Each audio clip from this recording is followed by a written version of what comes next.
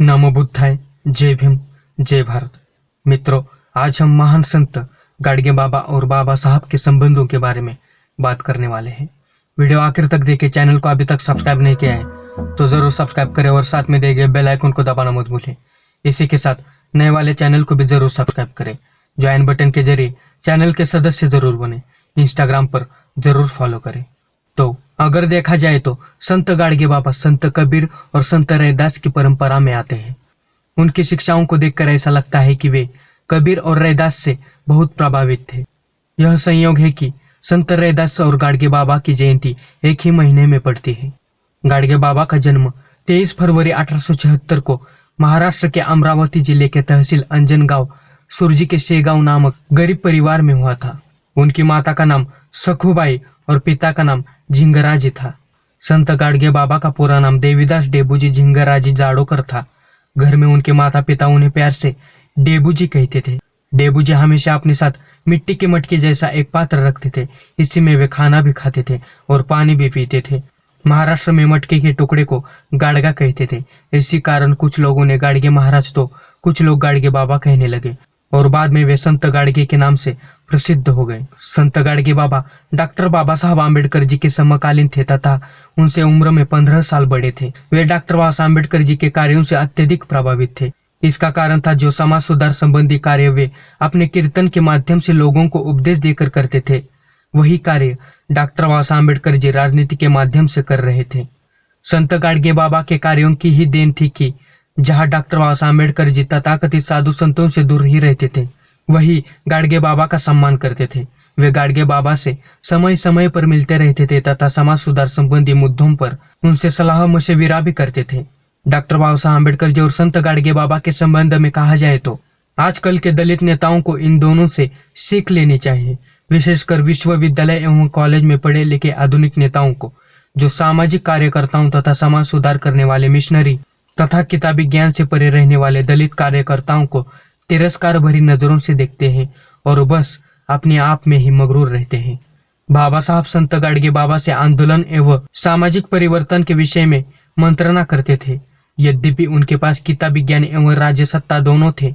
अंततः हमें समझना होगा कि सामाजिक शिक्षा एवं किताबी शिक्षा भिन्न है और प्रत्येक के पास दोनों ही नहीं होती। अंततः इन दोनों प्रकार की शिक्षाओं में समन्वय की जरूरत है। गाडगे बाबा संत कबीर की तरह ही ब्राह्मणवाद, पाखंडवाद और जातिवाद के विरोधी थे। वे हमेशा लोगों को यही उपदेश देते थे कि सभी मानव एक समान है, इसलिए एक दूसरे के साथ भाईचारे एवं प्रेम का व्यवहार करें। वे स्वच्छता पर विशेष जोर देते थे। वे हमेशा अपने साथ झाड़ू रखते थे जो स्वच्छता का प्रतीक था। पूजा के उन फूलों से तो मेरा झाड़ू ही श्रेष्ठ है, यह बात आप लोगों के समझ में नहीं आएगी। 14 जुलाई 1941 को गाडगे बाबा की तबीयत ठीक नहीं थी। महानंद स्वामी नाम के उनके प्रशंसक ने मुंबई आए डॉक्टर बाबा साहब आम्बेडकर जी की खबर गाडगे बाबा को दे दी थी। बाबा साहब उस समय भारत के कानून मंत्री थे और वे शाम की ट्रेन से दिल्ली के लिए वापस रवाना होने वाले थे। जैसे ही उन्हें बाबा का संदेश मिला, उन्होंने सारा काम एक तरफ रख दिया। 2 कंबल खरीदने के बाद वह महानंद स्वामी के साथ अस्पताल गए। किसी से कुछ भी स्वीकार न करने वाले संत गाडगे बाबा ने बाबा साहब से 2 कंबल स्वीकार किए, लेकिन उन्होंने कहा, डॉक्टर आप यहाँ क्यों आए? मैं एक फकीर हूँ, आपका 1 मिनट भी महत्वपूर्ण है। आपका कितना बड़ा अधिकार है। तब बाबा साहब ने कहा, बाबा मेरा अधिकार 2 दिनों के लिए है। कल जब मेरी कुर्सी जाएगी तो कोई मुझे नहीं पूछेगा। आपका अधिकार महान है। इस मौके पर बाबा साहब की आंखों से आंसू आए थे, क्योंकि वे दोनों ही जानते थे कि इस तरह की घटना फिर कभी नहीं होगी। गाडगे बाबा आजीवन सामाजिक अन्यायों के खिलाफ संघर्षरत रहे तथा अपने समाज को जागरूक करते रहे। उन्होंने सामाजिक कार्य और जनसेवा को ही अपना धर्म बना लिया था। वे व्यर्थ के कर्मकांडों, मूर्ति पूजा और खोखली परंपराओं से दूर रहते थे। जाति प्रथा और अस्पृश्यता को बाबा सबसे घृणित और अधर्म कहते थे। उनका मानना था कि ऐसी धारणाएं धर्म में ब्राह्मणवादियों ने अपने स्वार्थ सिद्धि के लिए जोड़ी है। ब्राह्मणवादी इन्हीं मिथ्या धारणाओं के बल पर आज जनता का शोषण करके अपना पेट भर रहे हैं।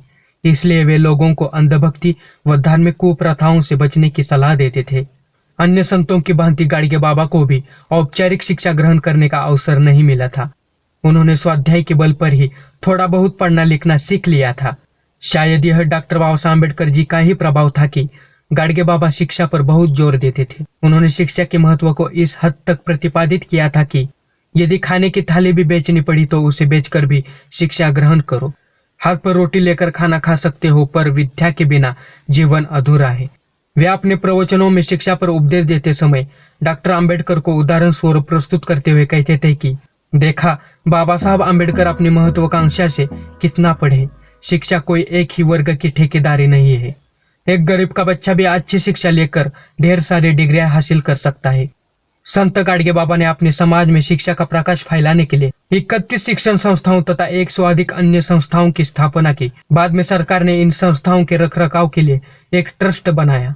गाडगे बाबा डॉक्टर बाबा साहब अम्बेडकर जी से किस हद तक प्रभावित थे, इसके बारे में चर्चा करते हुए संभवतः संघ लोक सेवा आयोग के प्रथम दलित अध्यक्ष डॉक्टर LL शाहर ने अपनी आत्मकथा यादों की झरोकों में लिखा है कि डॉक्टर बाबा साहब अम्बेडकर से संत गाडगे बाबा कई बार मिल चुके थे।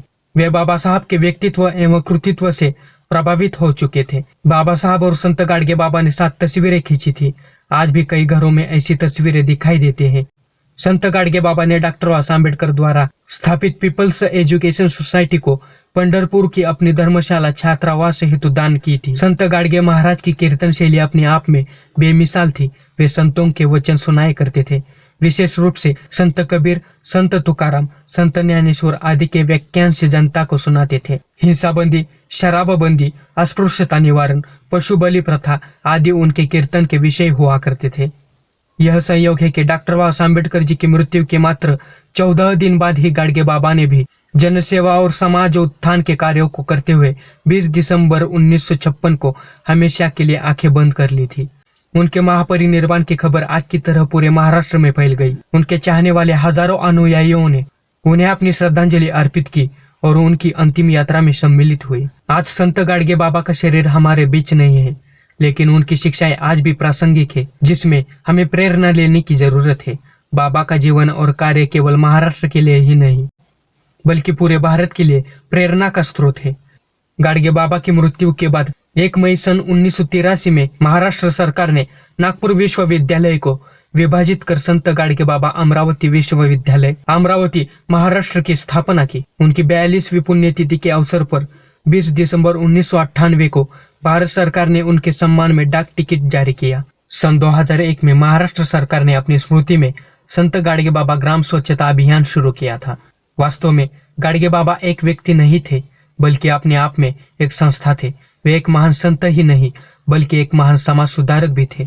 उनके समाज सुधार संबंधी कार्यों को देखते हुए ही डॉक्टर बाबा साहब अम्बेडकर जी ने उन्हें ज्योतिबा फुले के बाद सबसे बड़ा त्यागी जनसेवक कहा था, जो उचित ही था।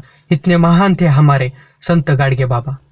मित्रों, अगर आपको यह वीडियो पसंद आया हो तो इस वीडियो को लाइक कीजिए, ज्यादा से ज्यादा शेयर कीजिए। अगर आपने अभी तक इस चैनल को सब्सक्राइब नहीं किया है तो जरूर सब्सक्राइब करें और साथ में दिए गए बेल आइकन को दबाना मत भूलिए। इसी के साथ नए वाले चैनल को भी जरूर सब्सक्राइब करें। ज्वाइन बटन के जरिए चैनल के सदस्य जरूर बने। इंस्टाग्राम पर जरूर फॉलो करें। चलो मिलते हैं अगले वीडियो में। नमो बुद्धाय। जय भीम, जय भारत।